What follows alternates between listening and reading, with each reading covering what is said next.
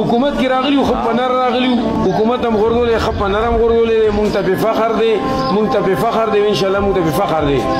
مونږ د ګرانې مخکې دونه چغې نه وایي مونږ بېدینۍ چغې وایي چې دا سړی بېدینه دی دا د یهودو ایجنټ دی او دا د قادیانو ایجنټ دی الحمدلله دنیا وکتل چې ایجنټ دی او یا به تختی او یا به انشاءالله سر کرخې راوړي خو ډېر امکان دا دی چې انشاءالله به تختی الله یې دې ملک نه ورک کړي ایجنټانو مریدي خو دې تباه برباد کړي اصلاح نصیب کې نشته که نه اصلاح خو خلک ډېر چغې وایي او ښکاره هغه وایي چې ما نه دې قبر کې څوک تپوس وکړي چې ما دین و که زما دیني تحریک ستا ته د سړي زامن دي ته دې حمایت کې دې ته به دوا کې دوا ته نه پکار خدای دې خپل لیډر سره تباه برباد کړي او خدای د عمل د دې مردارانو نه پاک کړي اللهم صل السلام علیکم ملګرو تاسو به د مولانا صاحب اورېدلي وي چې د تحریک انصاف او د عمران خان دی په کارکنانو په باره کې ډېر څه ښکلې او نیغې خبرې کړي هر عالم له پکار دی چې خپله ایجنډا خپل موقف هم دغسې اختیار کړي چې زمونږ د دغو سره چې دی د دغو بېدینۍ د وجې نه مونږ د دغو سره غټ اختلاف دی او دا بېدینه خلک دی دا یو فاحش او بدکرداره خلک دی په دغه وجه باندې چې دی لکه زمونږ مقصد او مطلب جمعیت کا مقصد جمعیت کا پیغام خدا کی زمین پر خدا کا نظام د دې چې دی د دې د پاکستان په ځمکه باندې فحاشي خورل مغربي لغړ تهذیب خورول او داسې په دې جلسو ته دا ښځې رالیږل نو دغو او زمونږ ایجنډا دغه ده بل زمونږ د ډایلي شبقدر نیوز والا چې دی مفتي تقي عثماني صاحب پسې پوسټ کړی دی دا یو یوتي دی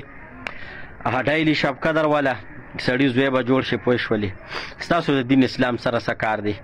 پوه شولې خو یوتیان یې دغه خپلې ښځې مزې ګډولو له تکړه یې بس دغه ګډوئ دغه د مدارسو دغه کې ستاسو څه کار نشته دی که مولانا فضل الرحمن صاحب د مفتي تقي عثماني صاحب نوم تجویز کوي او یا د بل چا نوم تجویز کوي نو دې کې ستاسو به هېڅ قسم ته څه کار نه وي تاسو خپل حدود کې اوسېږئ تر ډي چوکه پورې محدود اوسئ تاسو په دې کیسو کې مداخلت مه کوئ بل زما خبره دا ده چې لکه د تحریک انصاف چې کوم جلسې به کېدې دې کې یوه ښځه د دې دا ویډیو کلیپ وګورئ چې دا څه وایي دې ازادي د چا نه غواړي او دا کومه نمونه خلق دی چې د عمران خان سپورټ کوي نو راځئ دا ویډیو کلیپ لږ وګورئ वाइफ हूँ मेरे मियाँ बाहर होते हैं और वहाँ से उन्होंने मुझे कहा है कि तुम जरूर जाओ की नुमाइंदगी करो वहाँ जाओ। अच्छा तो आप क्या समझती हैं कि आप यहाँ पे क्या पैगाम लेके आई हैं? हम गुलाम नहीं है हम गुलाम किसके आपके हस्बैंड के कौन से मुल्क में? वो यूएसए में है। तो किसके गुलाम नहीं? अमेरिका के। तो वो यूएसए की नेशनैलिटी छोड़ सकते हैं? वो नेशनैलिटी उनके पास नेशनैलिटी है और वो वहीं के मतलब उनकी पैदाइश वहाँ की छोड़ सकते हैं छोड़ देंगे उन्होंने मुझे कहा هاي نو دا خلک راځي او مونږ له حقیقي ازادي راولي چې مړونه د امریکې دي او دلته کې لغړې روزي او خاوند ځان طلاق یې ورته وایي چې لاړ شه د عمران خان په جلسه کې شرکت وکړه داسې بدکردار او فاحشه خلک مونږ خو د دې بېدینۍ خلاف دغه مولانا صاحب خبره که نه نو داسې بېدینه خلک به راځي مونږ له ملک ازادۍ مونږ ستاسو په حقیقي ازادۍ اعتبار کوو خنزیرانو نو ملګرو دا ویډیو ورسره شیر کړئ او دغه ډایلي شبقدر والا ته یې ور ورسوئ چې ګورې تاسو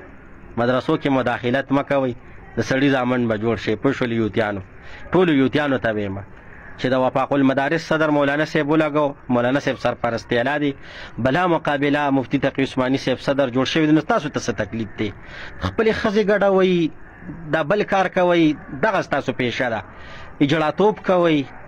پوه شولې ستاسو مثال دا دی لکه ستاسو د یوتیانو مثال دا دی چې